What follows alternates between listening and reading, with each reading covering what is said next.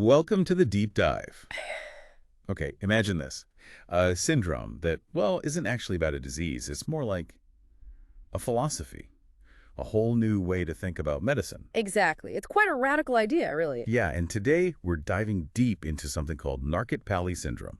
It's this really groundbreaking approach to medical education and research, too, that started in Narketpally, India. That's right, taking root there and offering a different perspective. So our mission for this deep dive is to show you how this whole approach kind of flips the script on medical research. It's not just about trials anymore. It's more like a collective response, really tailored to what individual patients actually need. It reframes it completely, thinking about knowledge flowing like a river, connecting the textbook stuff with the real, messy human side of being ill. And where are we getting this from? Well, it's all based on this really fascinating commentary in the Journal of Evaluation in Clinical Practice.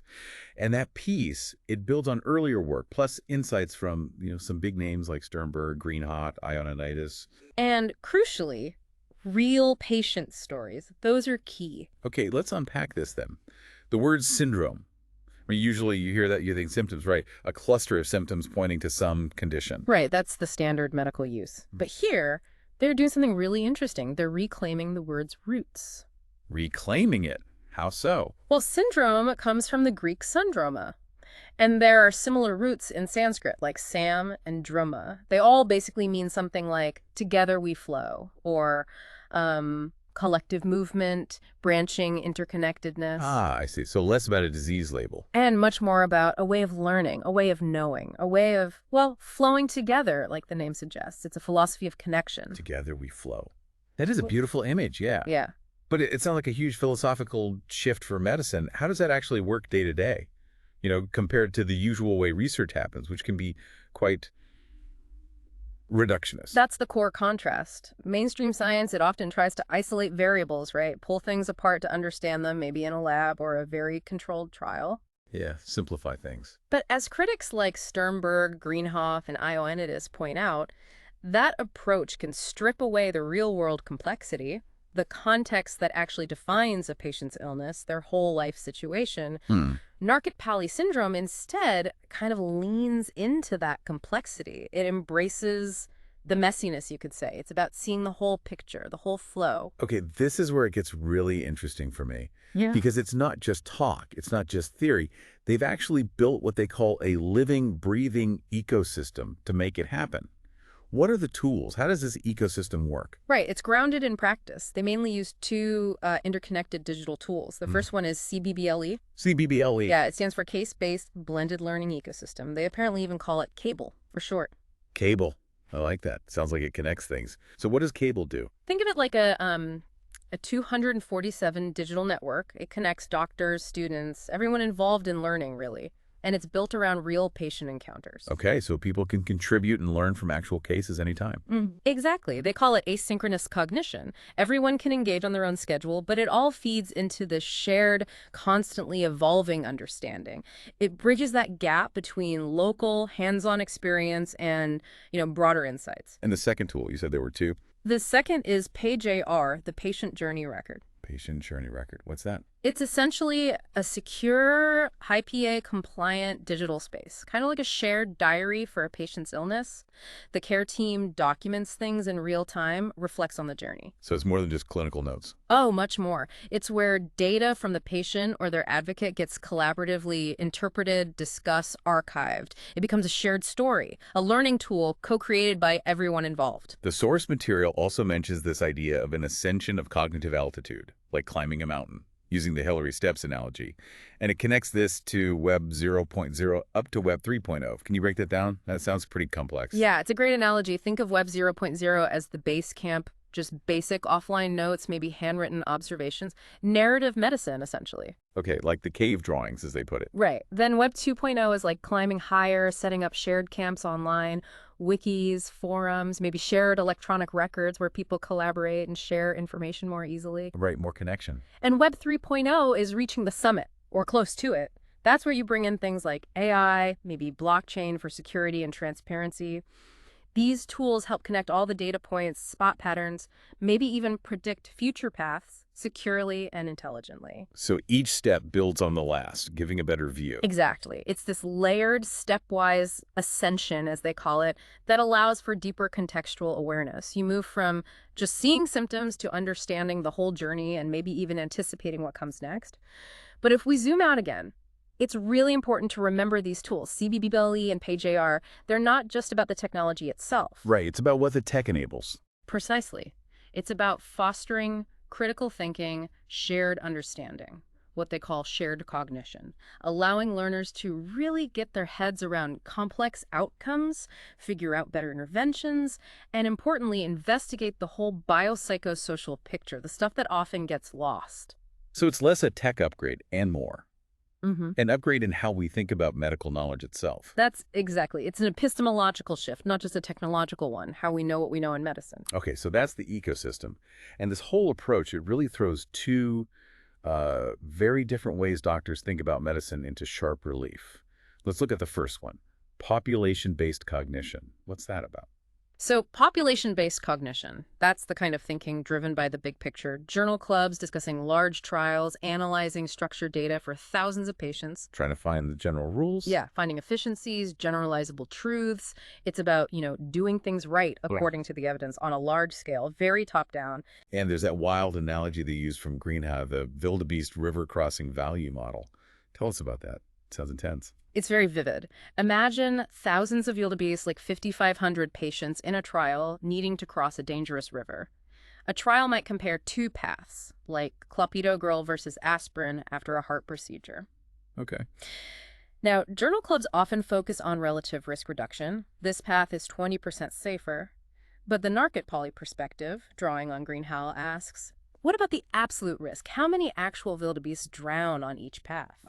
So the individual risk, not just the relative difference. Exactly. For the individual wildebeest or patient, the choice isn't just stats, it's survival intuition. It highlights that tension between population efficiency and the individual's reality, their specific needs and fears.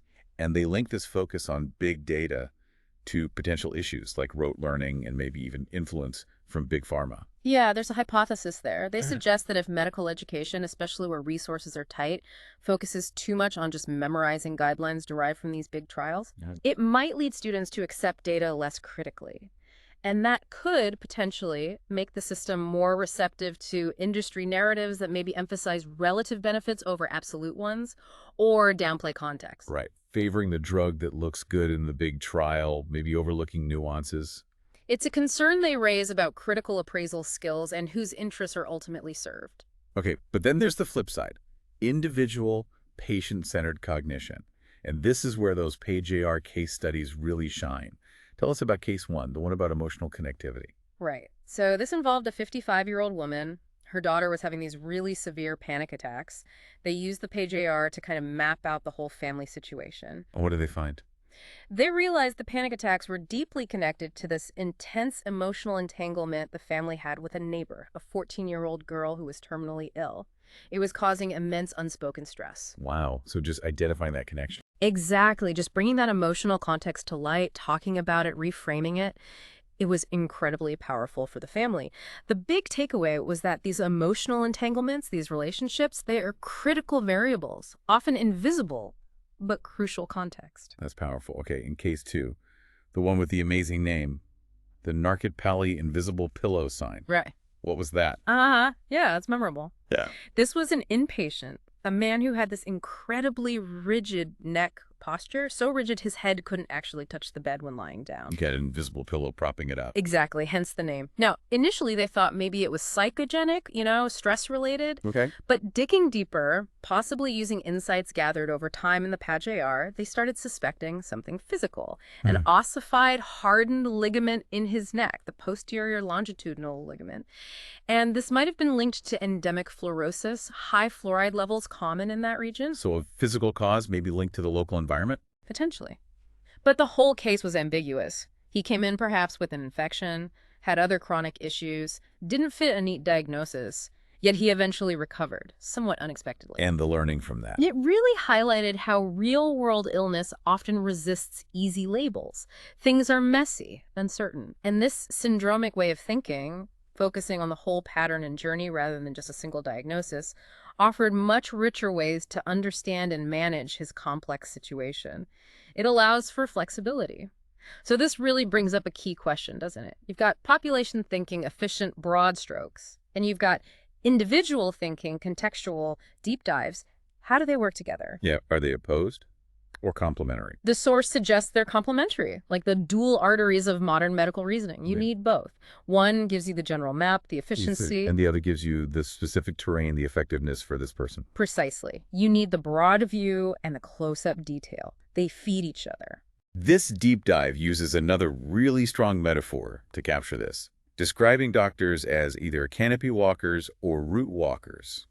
Can you paint that picture for us? Yeah, it's quite evocative. The canopy walkers are the physicians who operate mainly from that population perspective. They're up high, looking over the forest. Seeing the patterns, the metrics. Exactly. Focused on efficiency, guidelines, large-scale data, the big picture. Their goal is often doing things right, according to the established protocols. Okay. And the route walkers. They're the ones down on the ground, kneeling beside each individual tree, as the source puts it. Focused on the single patient. Yes. On persons, their unique stories, their trajectories. They're focused on doing the right thing for that person in that situation, even if it means bending a guideline or deviating from the standard path. They noted the details that don't quite fit the big picture. They're the ones who spot the anomalies, the nuances, the things the view from the canopy might miss. They engage with the trembling hand, the unspoken fear. Every patient is a unique landscape to explore. And really, if you think about it, Narketpally syndrome itself embodies that route walker spirit. How so? It embraces uncertainty. It doesn't see ambiguity as a failure, but as a signal. A compass, they say, guiding you to dig deeper.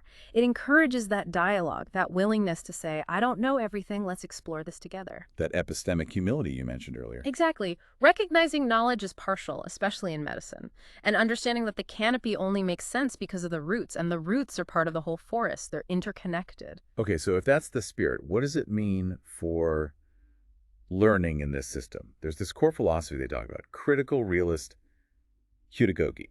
CRH. Those are some big words. Let's break them down. First, pedagogy. Right. Pedagogy. It's basically self-determined learning. The learner is in the driver's seat. So less about teachers dictating content. Yeah. It shifts the focus from what students learn to how they learn. It encourages them to take initiative, manage their own learning, ask their own questions. It pushes towards higher-level thinking, analyzing, evaluating, even creating new understanding, not just memorizing facts. Okay, makes sense. And critical realism. What's that about? Critical realism is a philosophy of science, really. It argues that reality has layers. There are the things we can directly observe, like symptoms. But beneath those, there are deeper, often unseen structures and mechanisms that actually cause what we see. Like social factors. Yeah. Or hidden biological processes. Exactly. Social determinants of health, underlying biological pathways, systemic biases. Critical realism says these things are real and have causal power, even if we can't directly measure them easily.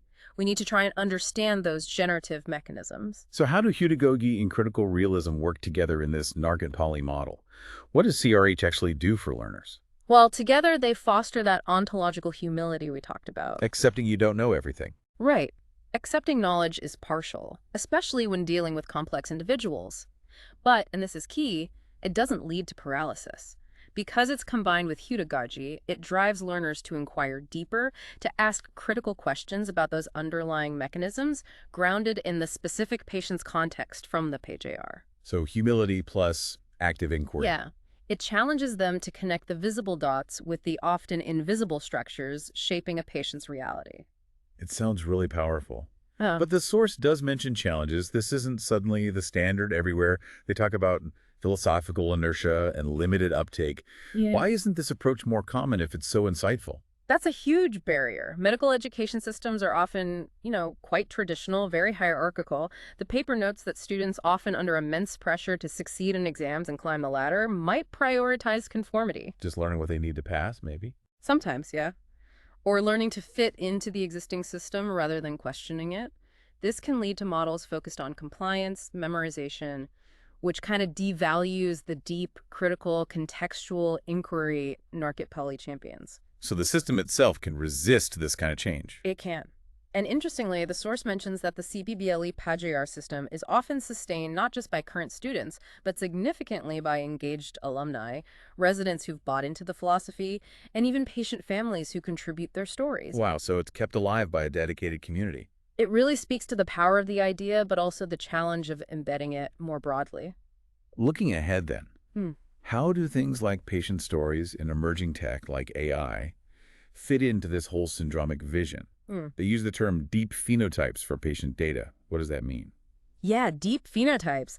It suggests that patient narratives, especially when captured over time in something like the PAJR, aren't just anecdotes. They are incredibly rich, layered, time-sequenced pictures of an illness journey. More than just lab values or diagnoses.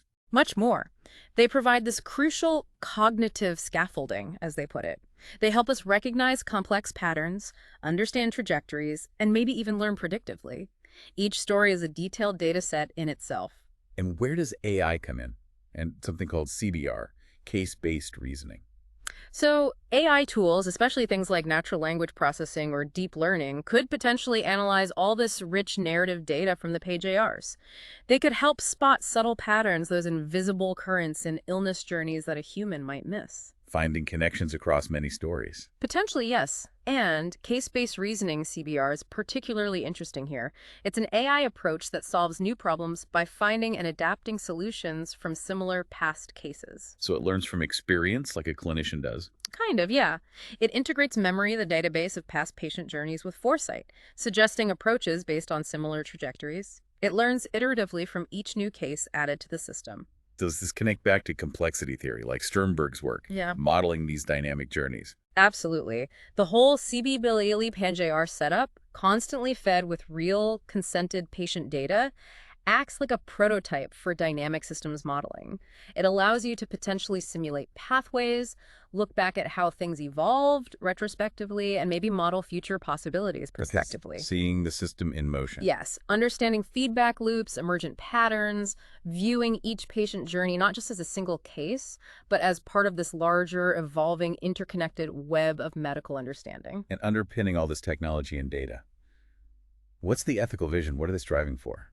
The core call is for medical systems, learning systems, AI systems to be transparent, syndromic, and ethical. Okay, unpack that. Transparent. Meaning we should be able to understand how conclusions are reached, especially with AI, not just a black box spitting out answers, auditable reasoning. Syndromic. Embracing that interconnected, contextual, together we flow philosophy we've been talking about, seeing the whole picture. And This is where CBR, for instance, becomes an ethical imperative. Why? Because it grounds reasoning in actual individual patient experiences, making it auditable and contextually relevant. It promotes that epistemic humility, acknowledging limits, and cognitive justice. Cognitive justice. You know what's up? It implies a fairer distribution of knowledge and the power that comes with it, co-creating understanding with patients and learners, not just imposing knowledge on them from the top down, respecting lived experience as valid data. This Narketpally approach clearly offers some big lessons for medical education more broadly. If a school wanted to adopt this thinking, what would a curriculum shift look like? Well, it would mean moving away from just teaching subjects in isolated blocks, anatomy here, pharmacology there. The traditional model. Right, and moving towards tasks that develop higher order thinking. Teaching students not just how to answer exam questions, but how to frame better clinical questions in the first place, focusing on active reasoning, making meaning out of complexity, not just passively absorbing facts, building better compasses, not just memorizing maps, as you said earlier. Exactly that. And how would case-based learning change? It's used now, but would it be different? It would become much more central and, crucially, based on real patients. Not just standardized artificial case vignettes, but the actual messy, complex, contextually rich journeys documented in things like the PAJR.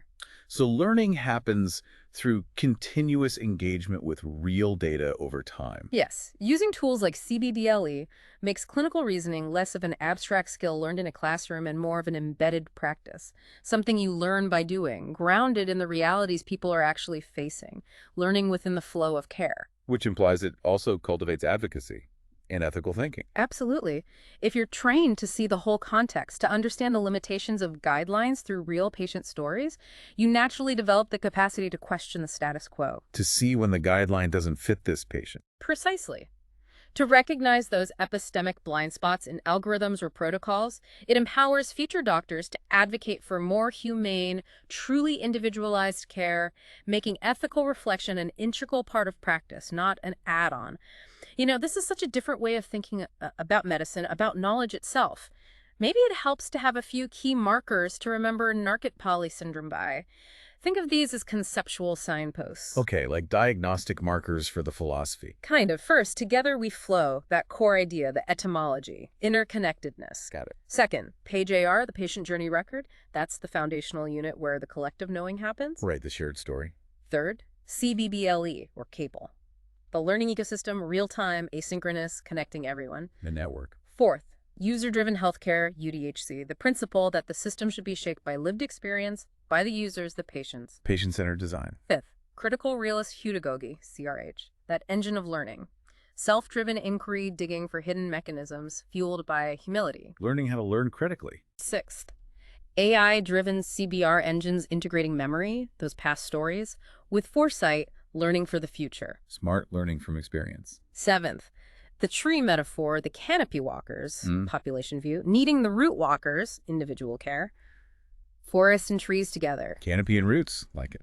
Eighth, transformative learning education, aiming not just for exam success, but for positive changes in actual patient outcomes.